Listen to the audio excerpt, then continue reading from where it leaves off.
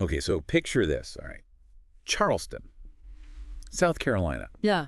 early 1800s. Listen, Port City. Yeah, bustling port city, right? Right. But also a place where, like, whispers of highwaymen and just, like, shadowy figures lurking just on the edge of town, just like, send chills down your spine. Right.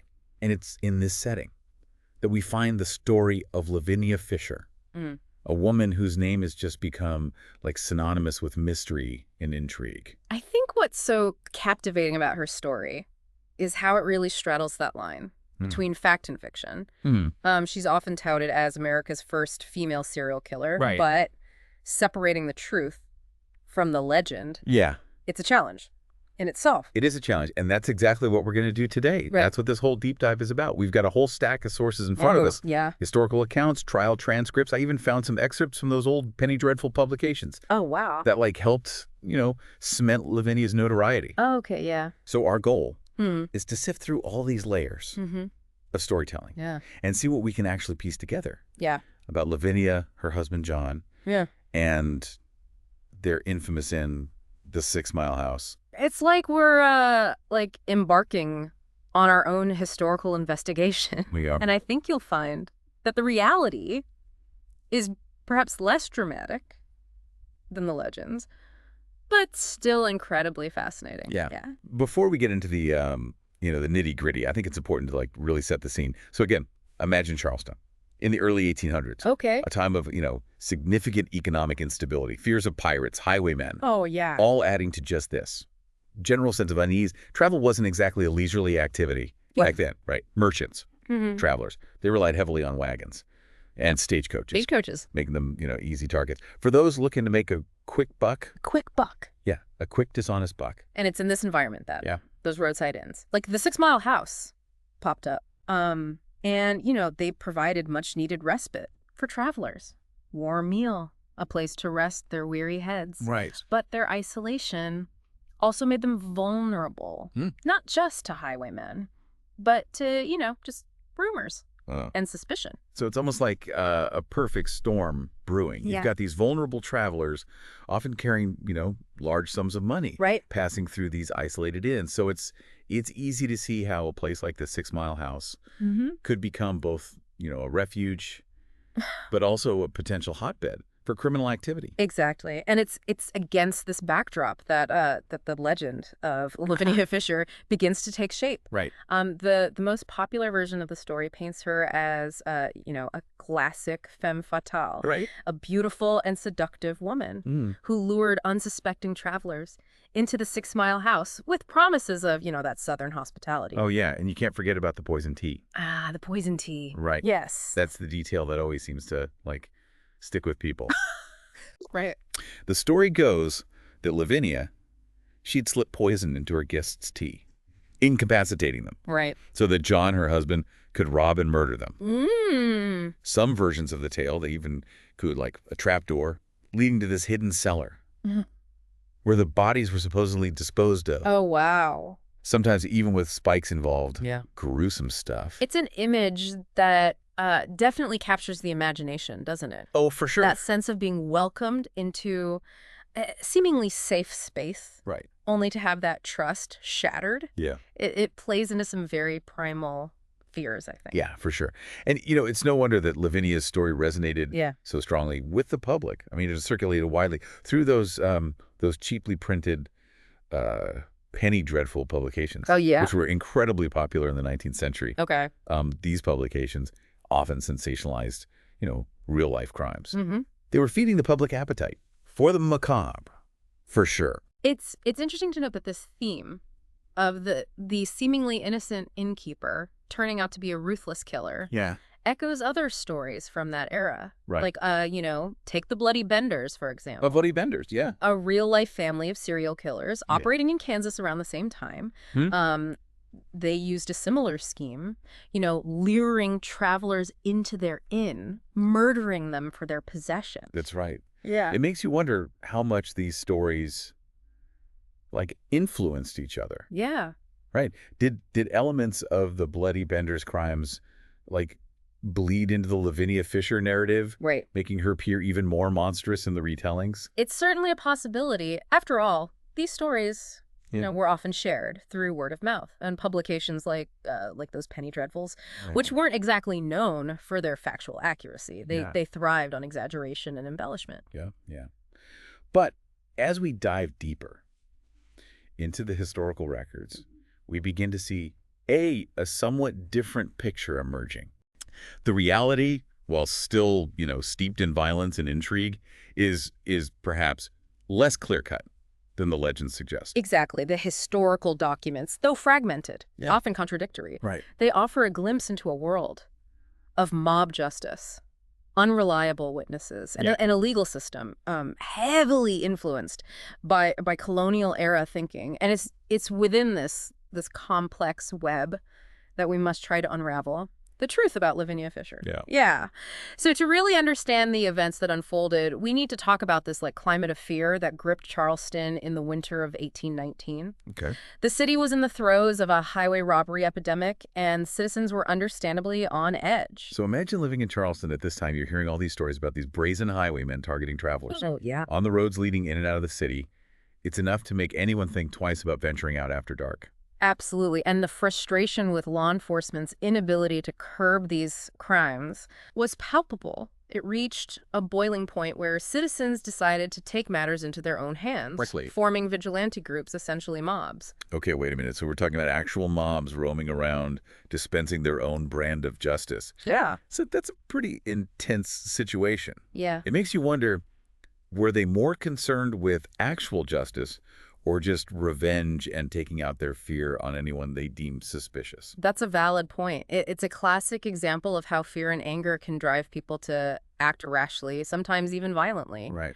Remember, these mobs weren't operating with complete information or due process. They were fueled by rumors and speculation, and their targets were often chosen based on hearsay and suspicion. And that brings us to the incident at the 5 Mile House. One of these mobs, armed and ready for confrontation, descended upon this inn believing that a gang responsible for several robberies was hiding out there. It's important to note that this mob didn't have concrete evidence linking the 5 Mile House to these crimes. They were acting on rumors and assumptions driven by a desire to find and punish those responsible for terrorizing their community. It's a stark reminder of how quickly things can spiral out of control when fear and suspicion take hold. So what happened when the mob arrived at the 5 Mile House? Was there a big showdown, like something out of a Western film? Not quite. The residents of the inn were given an ultimatum: leave with their belongings or face the consequences. Wow. Most complied, but the mob, perhaps to send a message or maybe just out of sheer frustration, ended up burning the place down anyway. Wow. Talk about sending a message. It's a pretty clear indication that they weren't messing around. Yeah. You can see how in this climate, accusations could easily escalate fueled by fear rather than evidence. Exactly. And this act of arson at the 5 Mile House had a ripple effect. Oh. It emboldened the mob, giving them a sense of power and control. And their next target, as you might have guessed, was the 6 Mile House, the inn owned and operated by John and Lavinia Fisher. So the mob sets its sights on the 6 Mile House, assuming the gang they're looking for has simply relocated. But what about the Fishers? Were they caught completely unaware, or did they have some inkling of what was coming their way? It seems they did catch wind of the mob's activities. Okay. Perhaps through local gossip or maybe even a friendly warning, they were able to clear out of the 6 Mile House before the mob arrived. That suggests they were at least aware of the danger they were in and the unpredictable nature of these vigilante groups. It also makes you wonder what kind of information or rumors were circulating that led the mob to target the 6 Mile House specifically. Right. It's like trying to piece together a puzzle with some of the pieces missing. Yeah. We have these snippets of information, these rumors and accusations, but the full picture remains elusive. To prevent the Fishers from returning, the mob left behind a man named David Ross to guard the inn. I have to say, from what our sources describe, David doesn't exactly strike me as the most intimidating figure. It's almost as if they gave him the toughest job but didn't quite equip him for it. Yes, poor David. He seems to have found himself in a rather precarious situation. Shortly after the mob left, a group of individuals associated with the 6 Mile House, including a man named William Hayward, decided to return. Hayward was likely feeling pretty territorial, having been forced out of his own home by this mob, so I can only imagine that finding David Ross standing guard didn't sit well with him. It sounds like the perfect recipe for a confrontation. And a confrontation is precisely what happened, according to David Ross's testimony. Things escalated quickly, and Lavinia Fisher herself was right in the thick of it. Really? She allegedly choked him, pushed his head through a glass window, and even participated in a physical assault. Wait a minute, this is Lavinia Fisher. We're talking about the seemingly charming hostess who supposedly lured travelers to their doom with poison tea. This paints a very different picture of her. A far cry from the delicate Southern belle often portrayed in the legends. It does, doesn't it? It suggests that Lavinia was far from a passive bystander in this whole affair. She was a willing participant in the violence and wasn't afraid to get her hands dirty. And the violence didn't stop there, according to Ross. The group, including John and Lavinia, continued to beat him, even using what were described as loaded whips. Whips with weights added to inflict maximum damage. It's a chilling detail that speaks to the brutality of the situation and the level of aggression displayed by the 6 Mile house gang. Remember, we're talking about a time when physical violence was much more commonplace and punishments were often harsh and unforgiving. So David Ross, fearing for his life, makes a run for it, escaping into the nearby woods with the gang in hot pursuit. They even fired guns at him. Talk about a close call. It seems this incident was anything but a civilized disagreement. It certainly wasn't a... David Ross eventually managed to make his way back to Charleston and reported the attack to the sheriff. Okay. This is where things start to shift from mob justice to official legal proceedings. This incident seems pivotal because it directly connects the Fishers to violence and aggression. It sets the stage for their arrest and the unraveling of their story. But as we'll see, things get even more complicated as new players emerge, adding further layers to this already tangled web. So we've got this dramatic escape, a violent confrontation, and accusations just flying left and right. What happens next? Do the authorities, swoop in and arrest everyone involved? They do, but it's not quite the swift resolution you might expect. Okay. Remember, we're talking about the early 1800s. Right. Communication and transportation were much slower than what we're used to today. Yeah, that's true. I guess we can't expect, instant updates and, a 24-hour news cycle like we have now. Right. So while David Ross is making his way back to Charleston, something else is happening at the 6 Mile house that, further complicates the story. Right. And this is where we meet another key player, a merchant named John Peoples. John Peoples had the unfortunate experience of stopping at the 6 Mile house late one night, around 11 p.m., just a few hours after David Ross's escape. He was simply passing through, needed a place to rest for the night, water his horses. It sounds like he was just in the wrong place at the wrong time. Did he have any idea what he was walking into? It seems unlikely. According to Peoples' sworn testimony, as he and his young companion were tending to their horses, they were ambushed by a group of 9 or 10 people armed with clubs, guns, and pistols. Oh, wow. That's terrifying. It is. So we have these two separate accounts now, Ross and Peoples, both claiming to have been violently assaulted by a group operating out of the 6 Mile house. Yes. And if I remember correctly, Lavinia is specifically named as a participant in both attacks. You're absolutely right. Peoples claims that he had just cause to believe that both John and Lavinia, along with several other individuals he named, were part of the gang that attacked him. He even singled out Lavinia as being particularly aggressive, describing her as the most vicious of all, actively beating him and striking him in the head and face with a stick. It's hard to reconcile this image of a violent, aggressive woman with the more, seductive, manipulative figure we often see in the legends. It makes you wonder if those stories were intentionally downplaying her role in the violence to make her a more compelling character. It's certainly possible. Remember, these penny dreadful publications were designed to entertain and titillate their readers. Right. A more nuanced portrayal of Lavinia might not have fit their narrative goals. Right. But before we get too carried away with speculating about motives and storytelling, we need to address something you mentioned earlier about Peoples' affidavit. Yes. You said there were some inconsistencies. Yes, there are some curious details that raise questions about the reliability of his account. For example, the handwriting on the document seems to change throughout, as if multiple people were involved in writing it. And Peoples' own name is spelled differently at various points, sometimes Peoples, other times Pepples. That's certainly strange. Do we have any theories about why that might be? It's hard to say for sure. It's possible that someone else helped Peoples compose the affidavit, perhaps due to his own literacy limitations, which were not uncommon at the time. But it's also possible that the inconsistencies were intentional, perhaps to cast doubt on the validity of his claims. So we have this affidavit which, despite its inconsistencies, adds another layer of accusations against the Fishers. But remember that detail about the cowhide found at the 6 Mile house?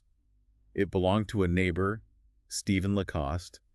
What's the significance of that? Well, it seems that the gang didn't just steal Lacoste's cow, they also butchered it and sold the meat to a local butcher. Adding insult to injury, right? But I'm guessing this detail isn't just like a random act of livestock theft. It must tie back into the larger narrative somehow. You're right. Remember Joseph Roberts, one of the gang members who escaped from jail? Well, he was rearrested for threatening the life of that very same butcher. It's like a twisted real life like soap opera. Yeah. All these like interconnected events and characters, and it seems like the Fishers are right at the center of it all. Exactly. This detail about the stolen cow and the butcher further solidifies the link between the gang and the crimes being investigated. It gives credence to the claims of both Ross and Peoples. So with 2 sworn affidavits and a growing body of evidence, the sheriff decides it's time to take action. Right. He gathers a posse, probably a mix of law enforcement officers and those vigilante types we talked about earlier, and they head out to apprehend the 6 Mile house gang. Imagine the scene. The sheriff and his posse surrounding the inn, demanding the occupants surrender. Inside, the gang, armed with a cache of weapons and gunpowder. It's a tense standoff. It sounds like something straight out of a Western movie. Did they, like, go down in a blaze of glory, guns blazing? Not exactly. To everyone's surprise, they surrendered without a fight. Really? That's unexpected. Why would they do that? The reasons for their surrender are unclear. Some accounts suggest that John Fisher, perhaps out of concern for Lavinia's safety, chose to avoid a potentially deadly confrontation. That's interesting. It humanizes John a bit, doesn't it? It suggests that he wasn't entirely heartless, that he cared for Lavinia's well-being. It does, and it reminds us that even in these stories of crime and violence, human motivations are rarely simple or straightforward. So the gang is apprehended and hauled off to the Charleston City Jail to await trial. Right. I've heard stories about how horrific those early American jails were. Paint a picture for me. What were the conditions like? Imagine a dark, dank dungeon, no running water, no beds, no toilets. The stench would have been overwhelming. Disease ran rampant. It was a far cry from the sanitized prisons we see depicted in movies and TV shows. And if you were considered a violent offender, you were shackled to the floor. That seems excessively cruel, even for the time. It is. It's a stark reminder of how much our understanding of criminal justice has evolved. Punishments in the early 1800s were harsh and often inhumane. So the Fishers are stuck in this squalid hellhole awaiting trial. And this being the early 1800s, I imagine justice moved at a much slower pace than it does today. You're right. The legal system in South Carolina was still heavily influenced by colonial-era laws, a mix of biblical edicts and British common law. And capital offenses, such as highway robbery, were punishable by death. Which is precisely what landed the Fishers in such hot water. Even though they were initially arrested for assault, they were later indicted for highway robbery, based on John Peoples' testimony. And this is where things get really interesting from a legal standpoint. The charges against the Fishers were upgraded without a separate trial specifically for highway robbery.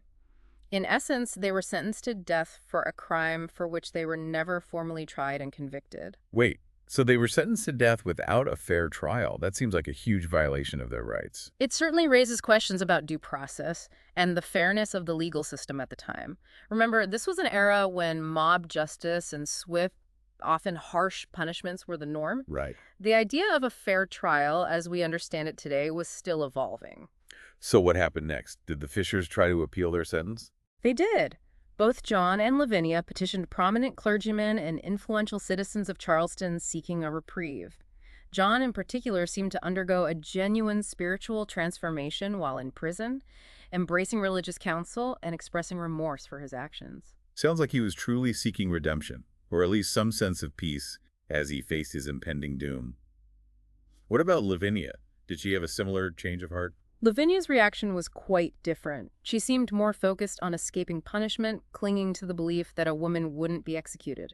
It seems like she was in a state of denial, unable or unwilling to accept the reality of her situation. Perhaps. But just when it seemed all hope was lost, a glimmer of possibility emerged. Another man, arrested for an unrelated crime, confessed to the highway robbery of John Peoples. He even provided details that seemed to corroborate his claim, including the exact amount of money stolen. Wow, that's a game changer. You'd think that would be enough to at least grant them a new trial, or at least a stay of execution. You would think so, wouldn't you? But the governor, perhaps fearing political backlash or unwilling to admit a potential miscarriage of justice, refused to extend the reprieve. He even left town to avoid dealing with the controversy. So despite this confession that could have exonerated them, their fate was sealed. It's a stark reminder that justice, even today, isn't always blind. Political expediency and fear can sometimes tip the scales. Indeed. And this brings us to the dramatic climax of the story, the execution of John and Lavinia Fisher. This is where the legend really takes hold, right? Lavinia, defiant to the end, cursing the crowd, cheating the hangman, and uttering that famous line, "If you have a message you want to send to hell, give it to me, I'll carry it." While those details might be embellishments, the historical accounts do describe a dramatic and emotionally charged scene. Thousands of people gathered to witness the execution, the atmosphere thick with anticipation. And Lavinia, was she truly the defiant, fearless figure of legend? According to eyewitness accounts, she was terrified. She shrieked and pleaded for mercy as she was led to the gallows. John, on the other hand, seemed resigned to his fate, even offering words of comfort to Lavinia in their final moments. It's a heartbreaking image, this couple facing their demise, their hopes and dreams just extinguished. Did John maintain his innocence until the very end? He did. In his final words, he addressed the crowd, asking for forgiveness for any wrongs he had committed, but proclaiming both his and Lavinia's innocence. And with that, the story of John and Lavinia Fisher came to a close. But their legend lived on, evolving and growing more fantastical with each retelling. So what are we to make of all this? Was Lavinia a cold-blooded killer, a cunning manipulator, or simply a victim of circumstance caught in the web of a flawed justice system? The truth, as is often the case, likely lies somewhere in between. The historical evidence suggests she was involved in criminal activity and capable of violence. But the legend of her as a serial killer is almost certainly an exaggeration, fueled by societal anxieties, a fascination with the macabre, and the enduring power of a good story. Yeah, it's a story that compels us to question the narratives we inherit, to look beyond the sensationalized headlines, and try to understand the complexities of the past. It reminds us that history is often written by the victors, and the voices of the marginalized and condemned can easily be lost or distorted over time. Exactly. Lavinia's story is a cautionary tale, urging us to be critical of what we read and hear, to dig deeper for the truth, and to consider the social and political forces that shape our understanding of events. It also serves as a reminder that everyone, even those accused of the most heinous crimes, deserves a fair trial and a chance to tell their side of the story. Well, that's certainly a lot to think about. Thank you for taking this deep dive with us. We hope you found it as enlightening as we did. And remember, the search for truth is an ongoing process. What other historical figures have been misrepresented or mythologized? Let us know what deep dive you want us to take next. Don't forget to subscribe and share this episode with your friends. Who knows? You might spark a fascinating conversation or even inspire someone to do their own deep dive into history.